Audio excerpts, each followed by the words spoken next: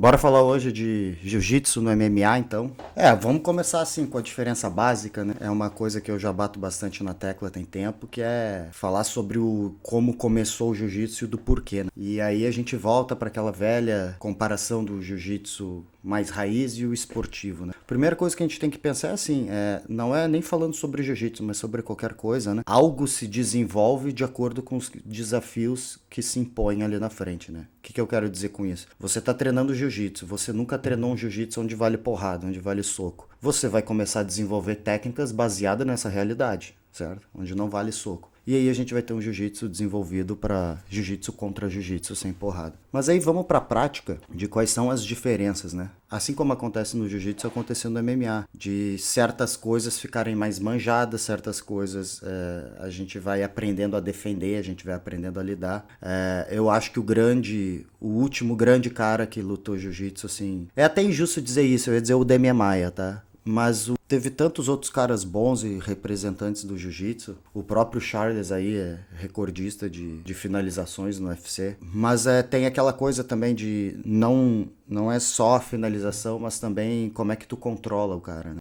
Mas obviamente ele é o nosso melhor representante aí na atualidade, certo? O Charles tem um estilo mais finalizador de ir para um, digamos assim, ele pula etapas para se chegar na finalização. Então, encontra uma guilhotina, encontra um triângulo de mão, num knockdown ou alguma posição específica ele consegue pular nas costas e ir para um mata-leão. Eu acho que o estilo dos russos, do Khabib, se a gente for aqui, ó, esse estilo de pressionar, eu acho que os russos ainda estão na frente numa questão de ter uma progressão, chegar na finalização através de uma progressão, colocando muita pressão. E é justamente isso aí, ó, isso que a gente está vendo agora, por exemplo, né, o ground and pound, né?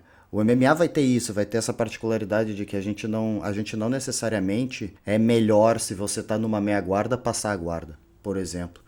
Não sei se a maioria dos lutadores, porque não é a minha especialidade, mas muitas vezes no MMA me parece muito mais lógico você sustentar uma boa meia guarda do que você passar a guarda. Às vezes os 100 quilos te permite, por ter quem tá na posição de defesa, te permite tu fazer um UPA, criar uma distância e recuperar tua guarda justamente pelo fato de que tu tá com as duas pernas livres. Então, o que eu acho que os russos têm feito muito bem isso, o Khabib, depois vem o Makhachev, estão fazendo muito bem é sustentar uma progressão, uma pressão em que tu avança e consegue chegar na posição, né? O ground and pound, ele vai ser mais eficiente, mais eficaz. Se você tem o recurso do soco, você vai usar isso para abrir os espaços para avançar suas posições, né? Então, eu acho assim que uma diferença fundamental é que o jiu-jitsu no MMA a gente tem que simplificar. A gente simplifica e aprofunda. Ele é menos, difícil dizer menos detalhista. Você pode desenvolver a profundidade de cada técnica, mas ele não tem tantos detalhes tão micro. Tudo tem que ser muito mais macro. Então, imagina inclusive que muitas vezes quando você vai pro chão, seja por cima ou seja por baixo, você já tá cansado, né? Muitas vezes de trocar. Então a luta é diferente, você pode usar a grade, que é muito diferente. Hoje em dia os wrestlers estão... O cara que é wrestler e tá lutando MMA, ele já tem um anti-jiu-jitsu muito forte. Aí você pega um cara que, beleza, ele não é muito bom de jiu-jitsu, mas ele tem um anti-jiu-jitsu muito bom. A defesa muito boa. Você pensa que tá valendo tudo que tá valendo, né? Porrada. Quando você chega numa posição e vai ser difícil, você já tá muito exausto, você não consegue ter a progressão que você teria numa luta que é só jiu-jitsu. Então por isso que eu bato na tecla de que esse é o caminho mais simples, ele é o mais eficaz, tá? Então que posições que eu acho que tem que ser treinado? Quando você tem que entender o jiu-jitsu meio que como um grappling, tá?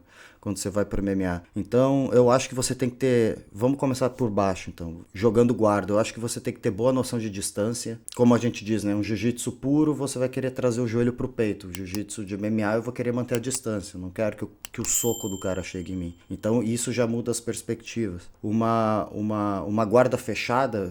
tão importante quanto conseguir atacar vai ser conseguir manter a postura quebrada e dali abrir, e dali você consegue atacar ou você abrir a guarda e ficar em pé, porque não é uma posição boa para ficar tomando porrada. Por cima, eu acredito que você tem que ter a pressão de saber grampear, saber chegar justo nas posições. Então treinar muito um body lock, uma meia guarda, eu não diria nem um body lock, treinar muito uma passagem onde você junta as pernas, onde você pressiona e progride, treinar muito a posição de headlock, head and arm, né? Posições que vai acontecer, porque é isso que vai acontecer quando alguém entrar um double leg e você der um sprawl, você vai segurar a cabeça e braço.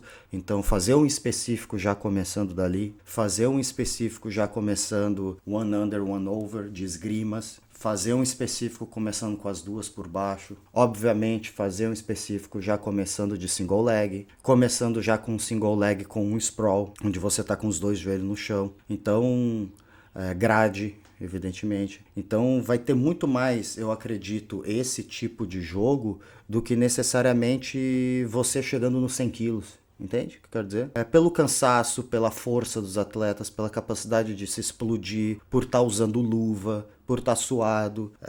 Certas posições como 100 quilos só para sustentar, você nem consegue sustentar direito enquanto bate. Ela não é tão boa. Então, claro que é melhor ir por uma montada, por umas costas. Eu vejo os atletas hoje, eles escolhem muito mais ficar num ground and pound de meia guarda do que muitas vezes fazer a transição para as costas. Eles escolhem isso, eles têm a oportunidade, o adversário está dando as costas e eles não vão. Por causa dessas especificidades que a gente está falando. Às vezes você está nas costas, o cara faz uma defesa de 2 em 1 e você ainda tem uma luva, às vezes fica mais difícil. Apesar de que eu sou defensor de que tem que ir para as costas. Tá? Mas aí também vai do nível de cada atleta, o quanto o cara se dedica para jiu-jitsu, para fazer isso. Mas predominantemente eu diria que duas coisas vão diferenciar se você quer começar a treinar jiu-jitsu para MMA, que é treinar grappling, treinar posições que vai se chegar, que são essas, head and arm, ou só a cabeça, body lock.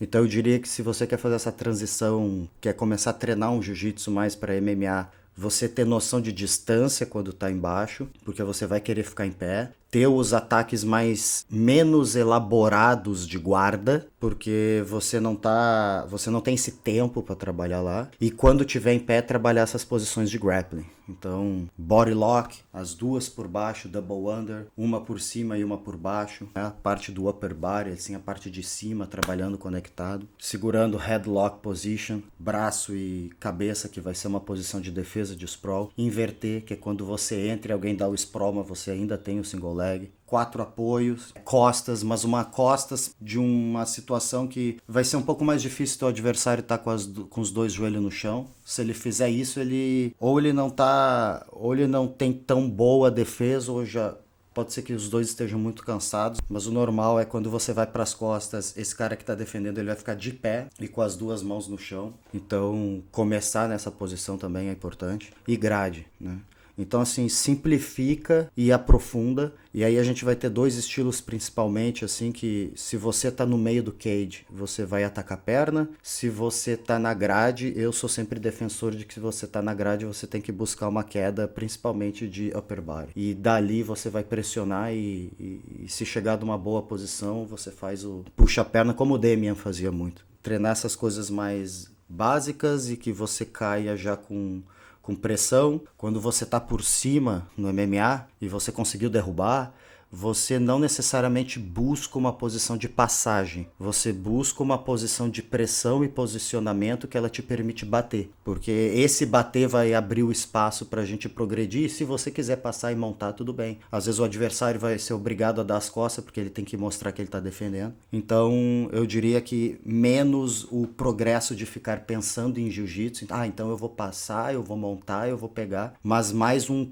posicionamento com pressão, onde você pode bater, e o fato de bater é que vai abrir os espaços para você progredir no jiu-jitsu. Agora, falando de novo assim, né, eu sou muito defensor de costas, não tem se feito muito, mas é como eu disse, o jogo vai ficando também mais estudado e o antijogo vai sempre evoluindo junto com o jogo criado. E outra coisa que eu acho importante da gente falar assim apesar de que eu estava comentando sobre os russos, deles terem uma progressão, eu acredito que o jiu-jitsu de MMA, ele, obviamente, tem muito mais explosão e menos tempo. Então a gente tem menos tempo de progressão nas posições. Tá? Então, por isso que, por exemplo, você vê assim um estilo como o do Charles, que ele encontra as finalizações, é tão eficiente. A gente tem menos tempo de trabalho para poder trabalhar o jiu-jitsu. O cara não vai aceitar, ele vai explodir, entendeu? Ainda mais que a gente tá falando de níveis parecidos, força parecido, mesma categoria de peso. Mesmo que ele não saiba jiu-jitsu, ele tem o antijogo bom, né? Então, esse tempo reduzido, por isso a ideia de ser simples. Por isso a ideia de ser pragmático. Então tá, galera, hoje o estudo foi sobre o jiu-jitsu no MMA. Espero que tenham gostado. Se vocês tiverem alguma sugestão, escreve aí nos comentários. Não esquece de se inscrever no canal. Beleza? Valeu, tamo junto.